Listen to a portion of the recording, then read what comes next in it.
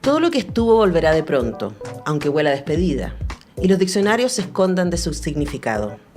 Algo nos empuja al mismo lugar, esperando que una circunferencia se complete, que vuelvan los pájaros a sus nidos, pero los hijos ya no están en las esquinas de siempre. Rompe las olas en las rocas, su espuma que es pasado, se estrella y renace. Les dijimos que será hasta entonces. Los secretos se empezarán a revelar como canciones. Se abrirá el corazón de las bestias. Cerraremos los libros de noche para dejar entrar al silencio y su estrella olvidada. El fin del mundo es un lugar, con cielos blancos y estepas dormidas, donde las raíces conversan con el viento y de vez en cuando se abren surcos en la tierra, por donde pasan ríos subterráneos. Su mensaje es circular. Ese es uno de los textos hermosos que está bellamente. El lugar donde nacimos por última vez, de Carmen García Palma, destacadísima gestora cultural, responsable de, liderando el equipo de plagio, porque por supuesto Santiago en 100 palabras y otros proyectos que hace plagio se hacen en equipo, pero Carmen ahí ha sido la bandera de ese proyecto por mucho tiempo, pero además Carmen es una tremenda escritora, yo leo varios de sus libros y soy bastante fan, así que me alegra muchísimo haber recibido este libro y haber recibido ahora a Carmen acá en el estudio. ¿Cómo estás, Carmen? Muy bien, muy contenta de estar acá nuevamente, así que gracias por la invitación, Antonella. Sí, yo hago la definición porque la gente se puede confundir en qué rol viene Carmen García. Esta vez viene como escritora. ¿Con qué sombrero? Claro, viene como escritora a hablar del lugar donde nacimos por última vez y tú tienes publicados varios libros de poesía, una novela, ¿cierto? Y también un libro de cuentos que a mí me encantó, María y el Fuego. Y esta es la primera vez que yo te leo poesía, porque yo sé que los tienes, pero los otros no los he leído. Así que fue como un encuentro con tu poesía y... Bueno, la gente que sigue este programa lo sabe, y la República también. Yo particularmente es como que me da cierta resistencia con la poesía porque me resulta misteriosa, más que difícil, ¿no? Y quizás mi manera de acercarme a este libro en particular fue dejarme llevar por el lugar que tú creas, porque este es un libro súper atmosférico, es un libro de espacio. Sí. Más que hay emociones, por supuesto, pero más que la descripción de una voz lírica que cuenta cómo se siente, lo que tú vas creando son escenas en un lugar. Cuéntanos respecto a ese acercamiento. Sí, mira, mi escritura, tanto poética como narrativa, es muy fílmica, es muy de imágenes. Yo trabajo mucho con eso, con la construcción de imágenes. Y bueno, yo me defino primero que nada como poeta, ¿no? Yo empecé escribiendo poesía y creo que la poesía es como la esencia de todo en general, como lo poético quizás más bien, más que la poesía. Y es así que tanto mis libros de poesía como los cuentos y las novelas funcionan más o menos con el mismo imaginario, ¿no? Lo que pasa es que los tratamientos son un poco diferentes, es la forma, la bajada la que varía, ¿no? En cuanto como al lenguaje. Pero el trabajo siempre es un trabajo de imaginación y de crear estas atmósferas, como tú bien dices. Como para mí la poesía es un lugar también, ¿no? Como dice el título del libro. Claro, el lugar donde nacimos por última vez, de Carmen García Palma, que nos visita para hablar de este libro. Pero yo que te tengo aquí, Carmen, mientras te leía... me acordaba de una entrevista que para mí fue muy, muy reveladora. Una de las cosas lindas de hacer mi trabajo es que yo aprendo muchísimo conversando con ustedes. Y hace algún tiempo atrás entrevisté a Cecilia Vicuña y hablábamos de mi dureza para leer poesía. Y ella me decía que eso era súper comprensible porque vivíamos en un mundo, por supuesto, que propendía a formarnos como seres productivos y por lo tanto al quehacer. Y a la idea de como un tiempo lineal hacia adelante, ¿no? Y que la poesía lo que te devolvía un poco era el detenimiento y el tiempo circular. Pero para entrar ahí como lectora hay que ponerse en un mood distinto. Y yo me preguntaba cómo lo haces tú como escritora, pensando en que haciendo lo que haces, estando detrás de plagio, la cantidad de cosas pendientes y mails que responder y cosas que resolver, luego meterse en este mundo en particular, ¿no? ¿Cómo haces como para detener todo lo demás y decir, ya, voy a entrar a este lugar, que es un lugar, además, es un lugar bien específico el que nos invitas en este libro? A ver, dos cosas. Yo creo que la Cecilia sí tiene mucha razón, y en general la dificultad para la poesía creo que es algo súper generalizado, por eso se lee tan poco también. Y es algo que viene, creo que desde nuestra educación, ¿no? Como tampoco nos han enseñado a leer poesía. Yo estuve haciendo clases a chicos que estudian literatura y era un taller de poesía y los niños me decían, bueno, a mí no me interesa la poesía, estudiando literatura. Entonces fue súper interesante y desafiante para mí, en este caso, conquistar a estos chicos con la poesía. Al final quedaron varios poetas, ¿no?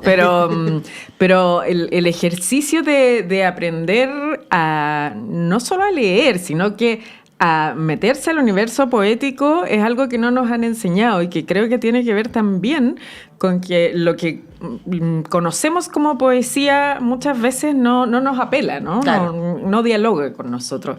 Y sin embargo, lo poético está en muchas partes. Y creo que es súper importante también entender que la poesía está en, no sé, en una foto, en el cine, está en el día a día, está en la calle, ¿no? Está no sé, en las hojas que caen y en un río que corre, como el nuestro, ¿cachai? Entonces, aprender cómo a desarrollar esa sensibilidad poética es un paso importante para entrar a la poesía. Y en general la poesía efectivamente tiene otros tiempos muy diferentes a los tiempos que tenemos en esta sociedad capitalista y nos exige una atención profunda. Además que los poemas en general son más difíciles de entrar, ¿no? No se abren en una primera lectura como sí lo puede hacer la narrativa. Pero por lo mismo nos entregan mucho más. Entonces, a medida que nosotros vamos abriendo el poema, ¿no? Quizás con una palabra, con una imagen que nos haga sentido, vamos entrando en ese poema y ese poema se nos va abriendo, se nos va manifestando. Y lo que nos entrega finalmente son muchas capas de sentido. Y eso yo creo que es lo más maravilloso de la poesía, que la poesía es como un ente orgánico. Tú lees un poema y lo puedes volver a leer y siempre va a estar entregándote nuevos sentidos y significados. Y eso es maravilloso, es como que no se agota nunca, ¿no? Para mí un buen poema no se agota nunca. Puedes volver a él y siempre te va a estar hablando. Eso por una parte. Sí, no, es que te escuchaba y pensaba también que esta cuestión de que no se nos enseña a leer poesía, pero más bien, yo creo, no sé si te pasa, que como que después de los 40 han sido épocas muy revelatorias. Y una de las cosas que siento que yo he aprendido mucho después de los 40 es a desaprender. Y a pensar la cantidad de cosas que culturalmente, por supuesto desde el feminismo, es la cosa que nos resulta más evidente, ¿no? Cosas que hemos aprendido a normalizar, a activar, a funcionar desde un lugar. Y probablemente uno podría decir, la poesía es lo más natural. Es lo más instintivo, ¿no? Pero se nos instala toda esta idea de todas estas capas de productividad, de narrativa, de lógica coherente y que te tiene que contar una historia y sujeto, verbo, predicado y finalmente como darse el tiempo para la poesía, como me decía una amiga poeta, la Lu Valentine, es dejarse llevar por la cadencia y decir, como, voy a entregarme nomás a esto, ¿no? Ahora, siendo eso así, por lo menos para mí, a mí me resulta más fácil poetas que me invitan a un lugar que a un espacio emocional, porque en el lugar puedo encontrar el espacio emocional. Entonces, no sé si es justo, Carmen, te lo planteo, a lo mejor porque acaba de salir la nueva edición del libro de Tellier, Los dominios perdidos, y me invitaron a presentarlo. Qué buena. Sí, va a estar Una bonito. maravilla Entonces, de libro, sí. Y Tellier es un poeta que yo me sentí que estaba familiarizado con esto, ¿no? Porque es bueno, poeta lárico, es un poeta de un lugar. Y lo que tú nos invitas también es, o sea, en el lugar donde nacimos por última vez, es un pueblo fantasma. Es un pueblo, la palabra no es bucólico porque es como oscuro. ¿Sabes que estuve todo el rato pensando en pintura del romanticismo alemán mientras te leía?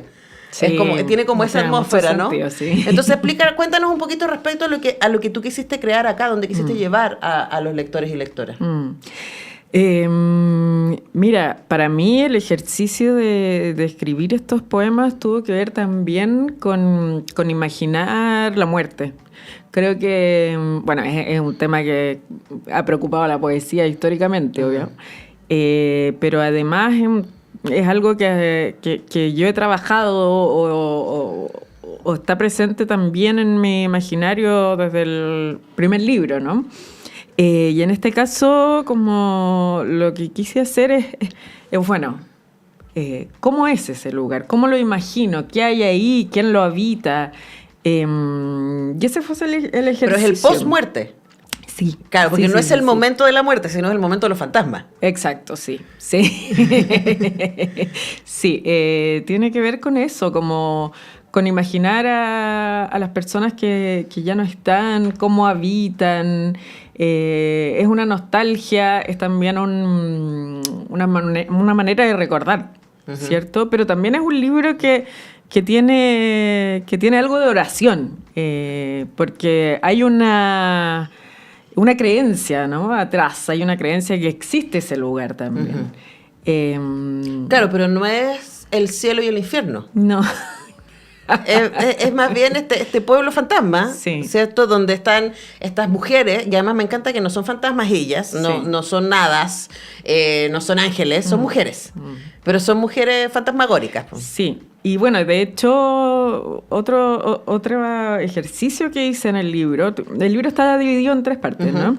La primera son cómo vemos a estas muchachas que ya no están, ¿no? Como las rutinas que tienen en este pueblo vacío, por ejemplo.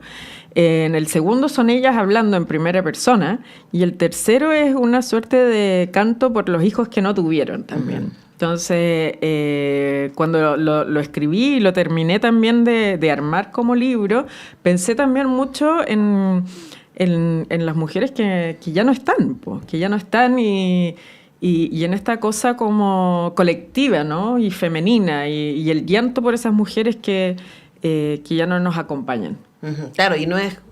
A propósito de que se va a presentar acá en Sala Máster pronto el informe de la red contra la violencia hacia las mujeres, los femicidios es algo que no ha dejado de suceder, ¿no? Y uno podría pensar que con todo el movimiento de Ni Una Menos, de los últimos 8 años más o menos, hay una visibilización.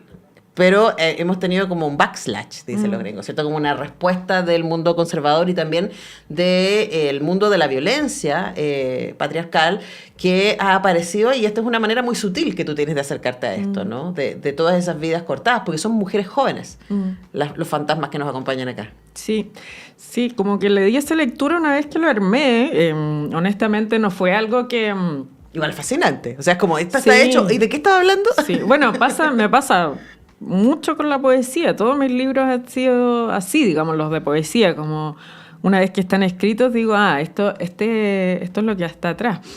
En particular, claro, para mí, cuando imaginaba, pensaba en una historia familiar mía, que es una tía mía que falleció a los 15 años, de manera bien trágica, ¿no? Y a mí me pusieron mi nombre como una manera de recordarla a ella, cosa que para mí obviamente siempre me marcó, era como esta sombra, ¿no?